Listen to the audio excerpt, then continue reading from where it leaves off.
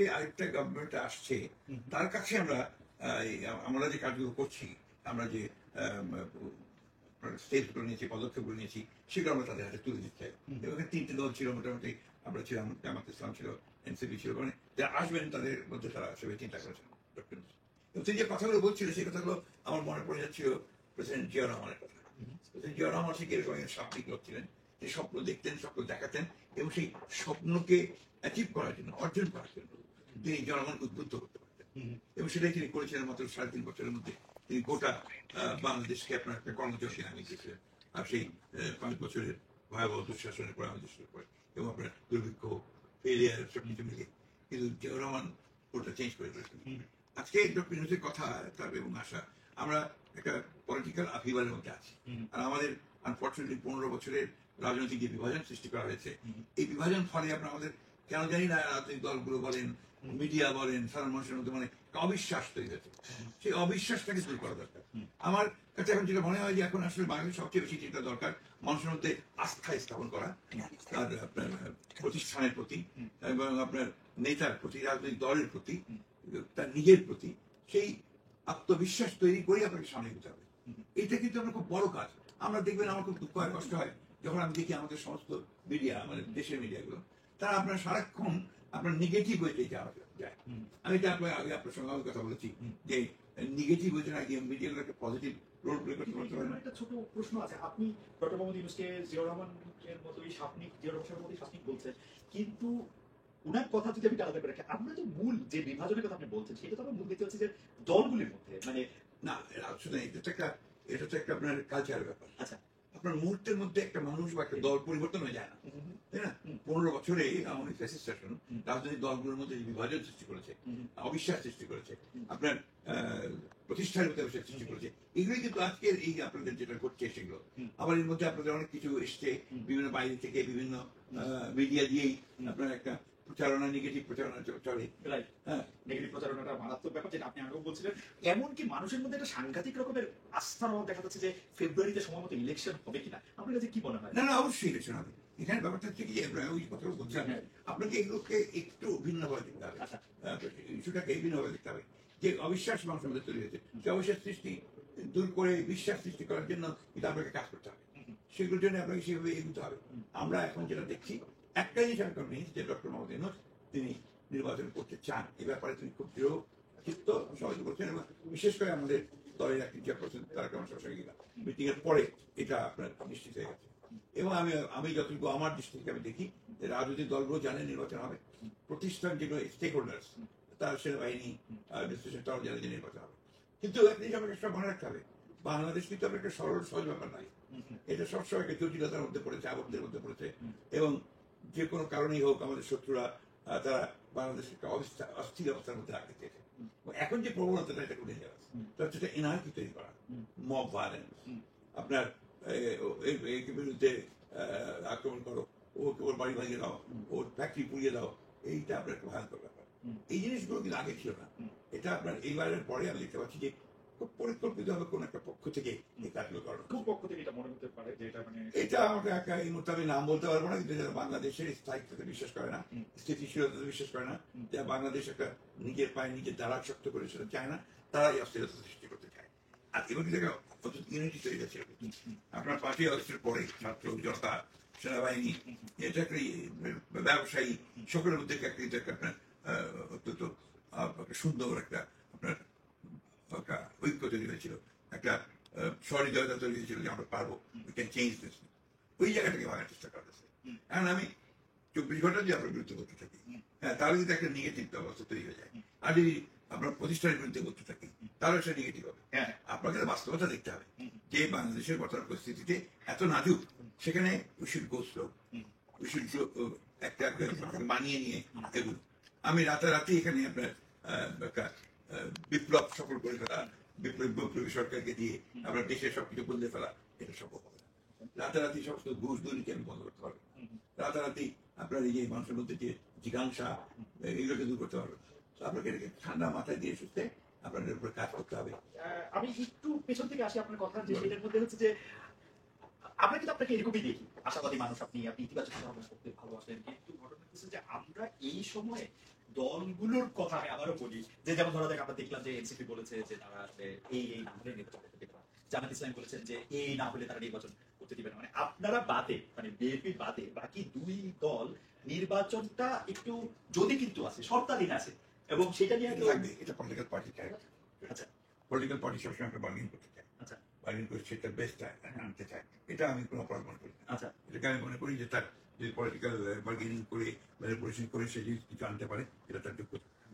আজকে ওরা যে জিনিসগুলো নিয়ে আপনার বার্গেনিং করছে, এটাকে আপনার আলোচনার মাধ্যমে শেষ করা খুব কঠিন ব্যাপার না। ওকে এবং আমি জানি ইতিমধ্যে অনেক আলোচনা হয়েছে, হ্যাঁ ইতিমধ্যে অনেকটা জায়গা তৈরি হয়েছে যেখানে আরো আলোচনার সুযোগ আছে এবং এই ব্যাপারে একটা মীমাংসা হওয়ার সুযোগ আছে। একটা প্রশ্ন করতে পারি যে অনেকে বলতেছেন, মানে কেউ কেউ বলতেছেন যে আপনাদেরকে একটা সফরের মধ্যে এনে ডক্টর মোহাম্মদ ইউনূসেরও একটা চাওয়া ছিল যে এই টেবিলের বাইরে আলোচনাটা যেন একটু হয়। এটা কোনো অফিসিয়ালি এই ধরনের কোনো কথাবার্তা নেই। ডক্টর ইউনূস আমাদেরকে এই ধরনের কোনো কথাবার্তা বলেননি। আচ্ছা আপনি বিশ্বাস করবেন না যে ডক্টর আসার পরেই হ্যাঁ হ্যাঁ ডক্টর মোহাম্মদ ইউনূসের সঙ্গে আমার আজকে প্রথম আরেকটা ইভেন্টে দেখা হলো। আচ্ছা আচ্ছা আচ্ছা আচ্ছা তার সঙ্গে ব্যক্তিগতভাবে কোনো কথা হয়নি। আচ্ছা আমাদের জামাত ইসলামের তাহের সাহেবের সঙ্গে আসার পরেই আচ্ছা আমার আজকে প্রথম দেখা হলো। আচ্ছা আচ্ছা আচ্ছা আচ্ছা একমাত্র আনোয়ারের সঙ্গে যেহেতু আমার সামনে রুমে থাকতো, আচ্ছা তার সঙ্গে আচ্ছা সরি জি। তার সঙ্গে আমার একবার দেখা হয়েছে। আচ্ছা সুতরাং এই ধরনের এগুলো গসিপ করতে আপনারা ভালোবাসেন, আপনারা স্টোরি তৈরি করতে ভালোবাসেন, এটা আমরা বুঝি। এবং কোনো কোনো ক্ষেত্রে আমরা সুযোগ করে দিই আপনাদেরকে স্টোরি তৈরি করেন। দাদা আপনাদের সুযোগ করে দেন তৈরি তো একটু ব্যাপার। আচ্ছা আরেকটা ব্যাপার একটু সমালোচনার জায়গা থেকে বলি এটা যে প্রোডাক্ট বিক্রি হতে হবে না, অবশ্যই অবশ্যই অবশ্যই, কিন্তু আরেকটা সমালোচনার জায়গা হচ্ছে যে বিএনপি তার দীর্ঘদিনের রাজনৈতিক সহ যোদ্ধা বা সহকর্মী বা সহবন্ধু যদি এরকম বলি সতীর্থ, সেই জামাত ইসলামের সাথে বিএনপির সম্পর্কটা কি খারাপ হওয়ার পেছনে কি কারণ আসলে? আমরা শোনেন একটা কথা বলি, হ্যাঁ। রাজনীতিতে শেষ কথা বলতে কোনো কথা না। আচ্ছা। একটা কথা। আর প্রত্যেকটা দলের একটা নিজস্ব রাজনীতি আছে, Right. চিন্তা আছে, ভাবনা আছে। সব সময় একই রকম যাবে তা তো না, হুম। তাই না? জামাত ইসলামের সঙ্গে আমাদের সম্পর্ক কোনো খারাপ হয় না। আচ্ছা এটা একটা রাজনৈতিক দলের সঙ্গে একটা দলের যে সম্পর্ক থাকা উচিত হ্যাঁ সেই সম্পর্কই আছে।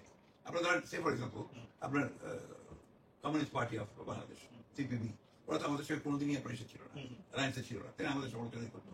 তারপরে তাদের সঙ্গে আমাদের সম্পর্ক ভালো হচ্ছে। রাইট আমি যদি বাংলাদেশের সত্যিকার অর্থে ডেমোক্রেটিক পলিটিক্স করতে চাই, লিবারেল ডেমোক্রেটিক রাজনীতি করতে চাই, আমাকে সব দলের সঙ্গে যোগাযোগ রাখতে হবে, একটা ওয়ার্কিং মানে এনভায়রনমেন্ট তৈরি করে রাখতে হবে, নাহলে ডেমোক্রেসি ফাংশনই করবে না। As a conscious Democrat my responsibility, আমার দায়িত্ব হচ্ছে যখন আপনার ওই অবস্থা তৈরি করা। তাই এটাতে আপনারা অনেকে তো আমাকে বলতে পারেন যে আপনি সে সুবিধাবাদের রাস্তা নিচ্ছেন। এটা সুবিধাবাদ না, এটা হচ্ছে আমার যে কমিটমেন্ট ডেমোক্রেসি, সেটাকে ফ্যাসিলিটেট করার জন্য আমার অন্যান্য দলগুলোর সঙ্গে যোগাযোগ রাখতে হবে। আমার কাছে মনে হয় যে না, আমি এটা সুবিধাবাদের জায়গা থেকে বলবো না, কিন্তু একটা অবভিয়াস প্রশ্ন ধরে থাকে, আপনি যেহেতু রাজনীতিতে শেষ কথা বলার কিছু নাই সেটা বলতেছেন, আওয়ামী লীগের প্রসঙ্গে আপনি কি বলবেন? আওয়ামী লীগের কার্যক্রম এখন আওয়ামী লীগ তো দুর্ভাগ্য করে আমার ভাবে being the oldest political party in the country,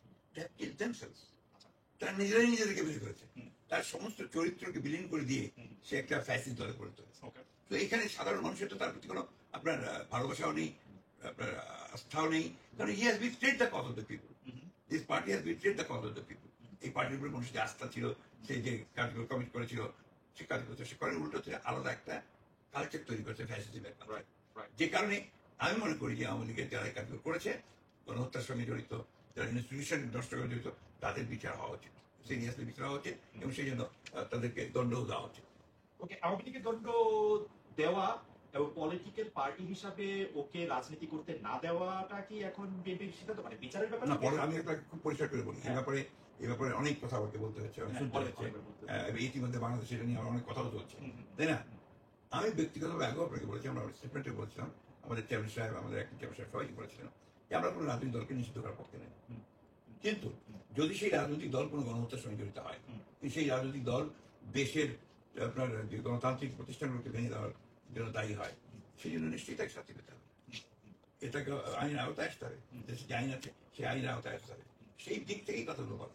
এখন আপনি ধরেন আমি একটা লিবারেল ডেমোক্রেট, আমি একটা পলিটিক্যাল পার্টি, আমি আরেকটা পলিটিক্যাল পার্টিকে ব্যান করতে চাই, কিন্তু যদি সেই পার্টি জনগণের সঙ্গে বিশ্বাসঘাতকতা করে, প্রতারণা করে, গণহত্যা করে, দেশের প্রতিষ্ঠান ধ্বংস করে, তবে অবশ্যই তার বিচার হতে হবে। ওকে, আপনি বিচারের জায়গা থেকে বলছেন। আরেকটা বিষয়, আপনি মার্কিন যুক্তরাষ্ট্রে আসার পরই একটা সমালোচনার জায়গা তৈরি হয়েছে যে আপনাকে আমার মানে একটি পত্রিকা, যেটি পশ্চিমবঙ্গের একটি পত্রিকা আপনাকে মিসকোট করেছে, যেটি আমার বিএনপি পক্ষ থেকে একটা এটাও দিতে হবে। এটা আসলে কি, মানে এটা যদি আমাদের ব্যাপারটা একটু বলি ভাই, এখানে কতগুলো নীতিগত প্রশ্ন আছে।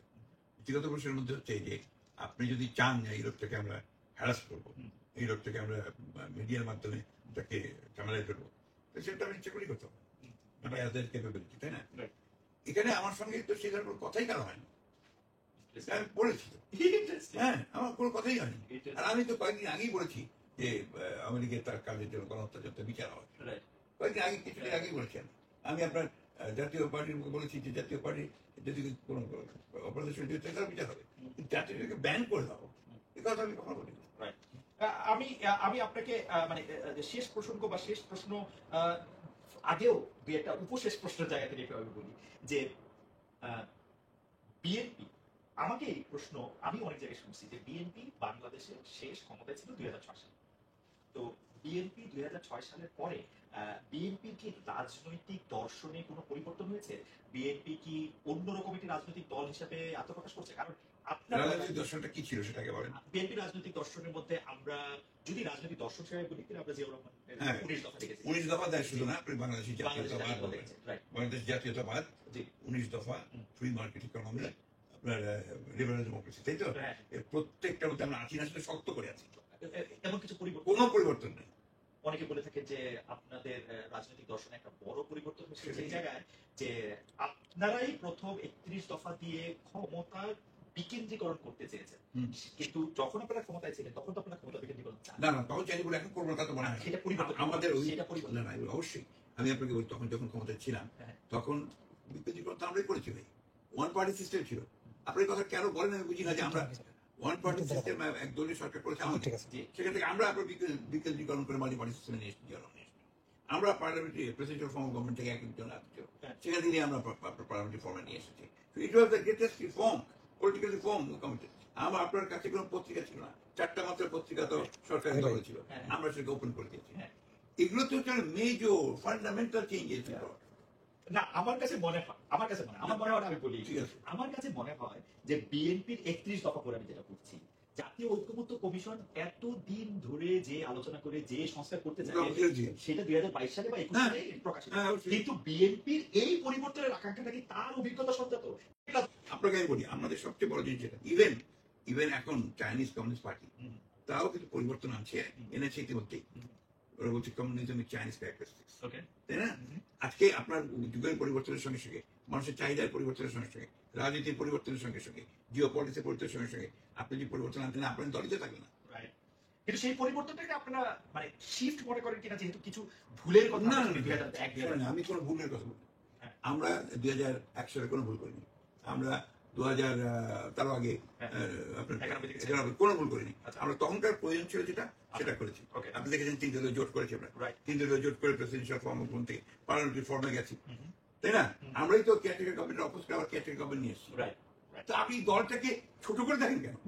এই দল বাংলাদেশের সবচেয়ে বিপ্লবী দল, যারা পরিবর্তন করে নিয়ে এসেছে। আমি এটা ছোট করে দেখি না, আমি তাহলে এইটা বলি যে আপনি এই প্রশ্ন জবাব অবশ্য দিয়েছেন, এই 1 বছর 1.5 বছর আপনার অসংখ্যবার দিয়েছেন, যখন আপনাদেরকে বলা হয়েছে যে আপনারা তো আসলে 15 বছর ধরে আন্দোলন করে কিছু করতে পারেন নাই, অন্য ছাত্রদের আন্দোলনের ফলে বাংলাদেশটার একটা পরিবর্তন হয়েছে, একটা রিজিম চেঞ্জ হয়েছে। আপনারা দেশে আপনি বলবেন আমি জানি, আপনারা বলবেন যে আপনার এই কথাগুলো বাজারে যাবে সাথে, because this interview is a product, তো এই ব্যাপারটা খুব পরিষ্কার। আমরা প্রথম থেকে সিন্স বিগিনিং, আমাদের ক্ষমতা আসার পর থেকেই যখন সে আপনার এই স্বৈরাচারী ফ্যাসিবাদী কর্মকাণ্ড শুরু করেছে, আমরা তার বিরোধিতা শুরু করেছি। যেদিন আপনার কেয়ারটেকার গভর্নমেন্ট বাতিল করেছে, ওই থেকে আমরা তার বিরুদ্ধে পুরোপুরি রেস্টোরেশন ডেমোক্রেসি আন্দোলনে গেছি। এই আন্দোলনে আমাদের 60 লক্ষ বেশি মানুষের মধ্যে মিথ্যা মামলা হয়েছে। আমার মতো মানুষ আমি 11 বার জেলে গেছি, 6 বছর জেল খেতে, তার কারণ সবকে দেশ ছেড়ে বাইরে চলে যেতে হয়েছে, নির্বাসিত হতে হয়েছে, তাই না? 1700 মানুষ ইনক্লুডিং ইলিয়াস আহমেদ, আমার এমপিএম তাকে 20,000 লোককে নিহত করা হয়েছে। সেই দল দালানের যে পিলারগুলো, সহ দালান, শক্ত দালানগুলো তৈরি করে দিয়েছে বিএনপি। আর ছাত্রদের আন্দোলনের ব্যাপারটা আমি চিৎকার করেছি বারবার, আপনি you find out all my speeches, কোথায় আমাদের সেই যুবক, কোথায় তরুণ নেতা যারা পরিবর্তন আনবে, এই পান্ডা করতে এনেছে, কে আছে জোয়ান হওয়া গোয়ান হাকিটের ভবিষ্যৎ, ওইখান থেকেই তো উঠেছে। ঠিক আছে, আমি তাহলে শেষ প্রসঙ্গে আসি। বিএনপির ভারপ্রাপ্ত চেয়ারপারসন জনাব তারেক রহমান দেশে আসবেন কবে? উনি দেশে আসবেন যে মুহূর্তে ওনার সব লিগাল প্রবলেমগুলো যাবে, 1। 2 নম্বর, যে মুহূর্তে আমরা মনে করবো যে politically time is ready for his arrival, he will come. Legal problem কি এখন অবশিষ্ট আছে? তো এখন আছে, আমারই তো আছে। আচ্ছা, তো আপনি আপনার লিগের প্রবলেম আছে স্টিল আপনি না আমরা থেকে এটা ফেস করছি। যে আপনি থেকে ওনাকে তো আমরা চাচ্ছি যে একটা অবস্থা, উনি আমাদের নেতা, হ্যাঁ। এই জাতির নেতা উনি এখন। হ্যাঁ, তাকে তার সমস্ত সিকিউরিটি অল রেসপেক্ট আমাকে দিতে হবে। সেই জন্যই আমরা পার্টির সিদ্ধান্ত নিয়েছি যে আমরা যখন পার্টি মনে করবে that he should come, he will come that time. আমার একটা কৌতূহল, এই প্রশ্ন আমি বারবার করি, সেজন্য আমার কৌতূহলটা প্রতিবারে, উনি এক নাম্বার মানে নিরাপত্তার ক্ষেত্রে এক নাম্বার ঝুঁকি উনার ক্ষেত্রে আপনারা কাকে মনে করছেন? না, নিরাপত্তার ঝুঁকি কিন্তু আমরা ওইভাবে দেখি না। আচ্ছা, কারণ পিপুলস ব্যাংক, পিপুলস লিডার, ওকে, তাকে নিরাপত্তা তো তার পিপুলস দেবে। ঝুঁকি বলতে আমরা সেটা দেখি না। আমরা যেটা দেখি সেটা হচ্ছে যে কনস্পিরেসি যারা করছে বাংলাদেশে গণতন্ত্রকে ধ্বংস করবার, যারা ফ্যাসিবাদ চালিয়েছে এতদিন ধরে, তারা কি এত সহজে সব চলে চাইবে? তারা তো এখন ক্ষমতাহীন। না, ক্ষমতার দরকার নেই তো। শোনেন, আমেরিকাতে সেদিন একজন মারা গেলেন, মেরে ফেলা হলো, তাই না? তো যেটা সেই ক্ষমতা ছিল, ওইটাই ইম্পর্টেন্ট না। ইম্পর্টেন্ট হচ্ছে যে আমার নেতাকে আমি আপনার নিরাপদ রাখতে চাই, তার নিরাপত্তাকে নিশ্চিত করতে চাই। এটা আমাদের দাবি, ওকে, পিপলস ডিমান্ড। ওকে, তো we want our government to come at that time when we feel যে এখন উনি আমাদের সামনে থাকবেন এবং নিরাপত্তার মধ্যে থাকবেন। আমার দর্শকদের মধ্যে অনেকে এইটা মনে করেন যে তার যে মানে তারা মনে করে যে ব্যাপারটা নিরাপত্তা, ব্যাপারটা ঝুঁকি, তাহলে আপনি মনে করছেন যে ব্যাপারটা নিরাপত্তার ঝুঁকি সেজন্য না, কিন্তু কিছু ষড়যন্ত্র না, অবশ্যই। এগুলো তো শোনেন, এই জিনিসটাকে আপনি যতই খুঁজে খুঁজে বার করতে চাইবেন না, আপনার আপনার কথা দিয়ে একটা দেশের প্রধান নেতা এক বছর ধরে দেশের থেকে আসবে না। কি বলেন আপনি? কত জায়গায় কতদিন কত দেরি করে এসছে, বিরোধী কতদিন পরে এসেছিল। আমাদের Perspective আলাদা না? নেগোসিয়েট নিয়ে দেশে আছেন। এটারও পার্সপেক্টিভ আলাদা আছে, বুঝতে হবে এটা। হ্যাঁ। তাকে হত্যা করার চেষ্টা করা হয়েছে বহুবার, তাই না? তাকে সব ওগুলো নিয়ে ওই আলোচনা যাবো না না, যায়, কিন্তু আমি যাবো না। আমি তাকে বলি জি। যে এটা পিপল ডিসাইড করবে when you will come. Okay, That is my opinion. আমার কাছে মনে হয় পিপল ডিসাইড করবে, এটা আসলে আমরা নিশ্চয়ই সময় এটা বলে দিবে। আমরা দর্শকদের বলতে চাই যেন মির্জা ফখরুল আলমগীর অনেকক্ষণ আমাদের সঙ্গে ছিলেন, অনেক কথা বলেছেন, আরো অনেকক্ষণ আমরা কথা বলতে পারতাম, কিন্তু মির্জা ফখরুল আলমগীর আমাদের জন্য কফি এনেছেন, কফি ঠান্ডা হচ্ছে, সেই জন্য আমরা আপনাদের কাছে এখন বিদায় দিচ্ছি এবং অনেক ধন্যবাদ। Thank you. আমার আগে অনেক ধন্যবাদ, থ্যাংক ইউ সো মাচ।